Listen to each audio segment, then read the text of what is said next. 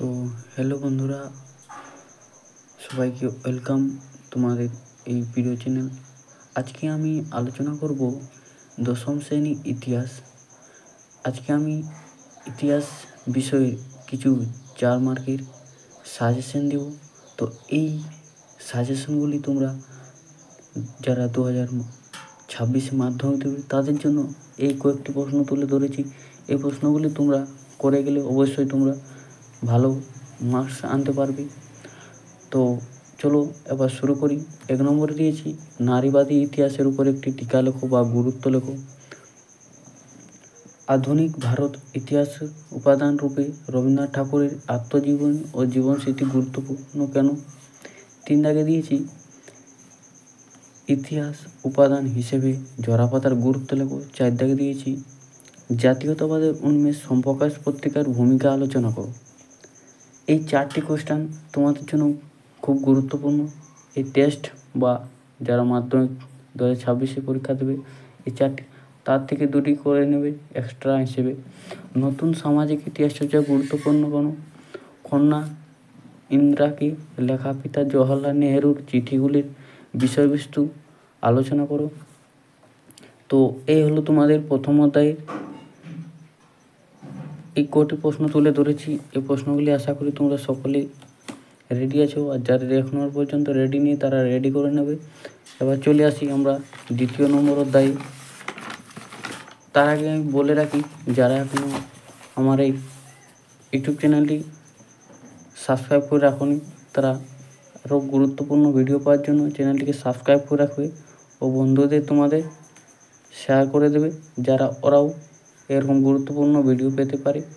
তো তোমাদের ইতিহাসের 2 অধ্যায় সংস্কার বৈশিষ্ট্য পর্যালোচনা থেকে মাত্র কয়েকটি প্রশ্ন তুলে ধরেছি 4 মার্কের। তো 1 দাগে দিয়েছি পাশ্চাত্য শিক্ষা বিস্তারে রাজা রামমোহন রায়ের ভূমিকা উল্লেখ করো। 2 দাগে দিয়েছি বামাবন্দিনী পত্রিকার কীভাবে নারী সমাজের মুখপত্র পরিণত হয়েছিল। 3 দাগে দিয়েছি হুতুম পেচার নকশা ও তৎকালীন সমাজচিত্র বর্ণনা দাও। 4 দাগে দিয়েছি স্বামী বিবেকানন্দের নববেদান্ত ধর্মের বৈশিষ্ট্যগুলি লেখো। 5 দাগে দিয়েছি নারী শিক্ষা প্রসারে ঈশ্বরচন্দ্র বিদ্যাসাগরের অবদান সংক্ষেপে আলোচনা করো। 6 দাগে দিয়েছি একটি টিকা লেখো উটের নির্দেশনামা। এই হলো তোমাদের 2য় অধ্যায় থেকে বেশ কয়েকটি প্রশ্ন, এগুলো তোমরা করে নেবে। চলে আসি পরের অধ্যায় 3য় অধ্যায়, যেটা তোমাদের প্রতিরোধ ও বিদ্রোহ বৈশিষ্ট্য ও বিশ্লেষণ। এখান থেকেও 4 মার্কে কিছু কোশ্চেন দিয়েছি গুরুত্বপূর্ণ, সেগুলো তোমরা করে নেবে। 1 দাগে দিয়েছি 1855 খ্রিস্টাব্দে সাঁওতাল বিদ্রোহ করেছিল কেন। 2 দাগে দিয়েছি কী উদ্দেশ্যে ঔপনিবেশিক সংস্কার অরণ্য আইন প্রণয়ন করেন। 3 দাগে দিয়েছি আবি আন্দোলন বা ফরাজি আন্দোলনের মধ্যে পার্থক্য কী ছিল। 4 দাগে দিয়েছি সন্ন্যাসী ফকির বিদ্রোহ কী ও কৃষক বিদ্রোহ কী ছিল সেটা নিয়ে আলোচনা করব। 5 দাগে দিয়েছি সাঁওতাল বা নীল বিদ্রোহের প্রকৃতি ও বিশ্লেষণ করো। এ হলো 5টি কোশ্চেন। 6 দাগে দিয়েছি কয়েকটি টিকা লেখো।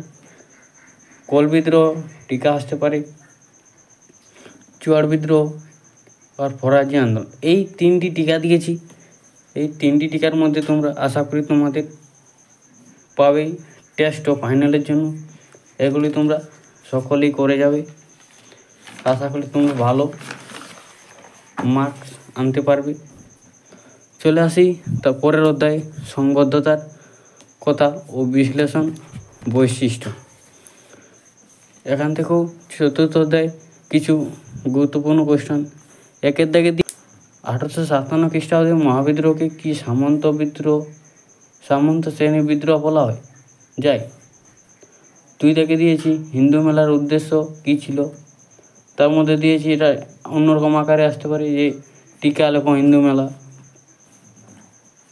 3 দাগে দিয়েছি অবনীন্দ্রনাথ ঠাকুর ভারত মাতা চিত্রে কিভাবে জাতীয়তাবাদী চেতনা বিস্তারে সহায়তা করেছিল। 4 দাগে দিয়েছি গোরা উপন্যাসটি কিভাবে জাতীয়তাবাদী চেতনা বিস্তারে সহায়তা করেছিল। টিকা ও বঙ্গভাষা প্রকাশিকা সভা, এটা টিকা হিসাবে আসতে পারে। 6 দাগে দিয়েছি 1857 খ্রিস্টাব্দে মহাবিদ্রোহ প্রতি শিক্ষিত ও বাঙালি সমাজের কীরূপ মনোভাব ছিল। 7 দাগে দিয়েছি আনন্দমঠ উপন্যাসটি কীভাবে জাতীয়তাবাদী চেতনার বিস্তারে সহায়তা করেছিল। 8 দাগে দিয়েছি মহারানীর ঘোষণাপত্র ঐতিহাসিক তাৎপর্য বিবরণ দাও। এই তোমাদের 4র্থ অধ্যায় শেষ। তার আগে বলে রাখি, যারা যারা এখনও চ্যানেলটি সাবস্ক্রাইব করেনি তারা সাবস্ক্রাইব করে নাও রাখো আরও গুরুত্বপূর্ণ ভিডিও পাওয়ার জন্য।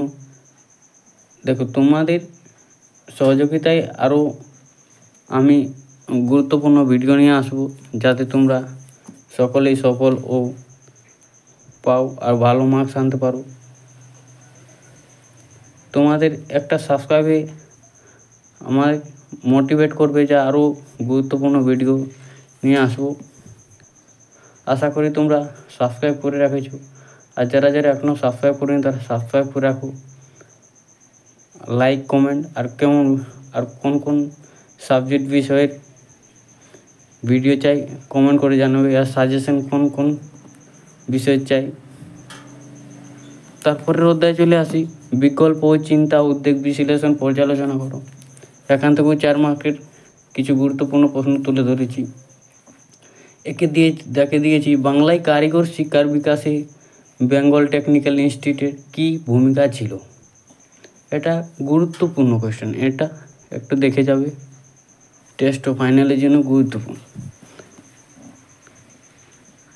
বাংলার ছাপাখানা ব্যবসায়িক উদ্দেশ্যে সম্পর্কে আলোচনা করো। বিদ্যাসাগরকে আধুনিক বাংলা বই ব্যবসার পরিকৃত বলে কেন, এটা দেখে যাবে। Indian association for the cultivation of science ভূমিকা আলোচনা করো। 5 দাগে দিয়েছি বিজ্ঞান গবেষণা ক্ষেত্রে বৈশ্ববিজ্ঞান মন্দির ভূমিকা কী ছিল। ছাপাখানার বিকাশে উপেন্দ্র কিশোর রায়চৌধুরী অ্যান্ড রায় সন্স ভূমিকা আলোচনা। এটা 4 মার্কের বা 8 মার্কেরও আসতে পারে। এই যে তোমাদের আজকে আমি এইগুলো সাজেশন দিলাম, বা এর থেকে 5টি অধ্যায় 4 মার্কের, পরের পার্ট 2 ভিডিওতে আমি নিয়ে আসবো। তারপরে যতগুলো 4 মার্কের রয়েছে 6ষ্ঠ অধ্যায় থেকে লাস্ট পর্যন্ত, তোমরা অবশ্যই ভিডিওটির সঙ্গে লাস্ট পর্যন্ত দেখেছো, খুবই উপকৃত হবে। আর এই প্রশ্নগুলো যারা এখনও করা নেই এগুলো করে যাবে, আশা করি তোমাদের সকলের ভালো রেজাল্ট করতে পারবে। ওগুলোর সাজেশন নিয়ে আসবো, ভিডিওটি লং হয়ে যাবে, ওটার জন্য আমি সেকেন্ড পার্ট নিয়ে আসবো। আর যারা যারা এখনও চ্যানেলে সাবস্ক্রাইব করোনি সাবস্ক্রাইব করে রাখো সেকেন্ড পার্ট দেখার জন্য। ওই ভিডিওটি যতক্ষণ না আসছে ততক্ষণ তোমরা ভালো ও সুস্থ থাকো। সবাইকে ধন্যবাদ।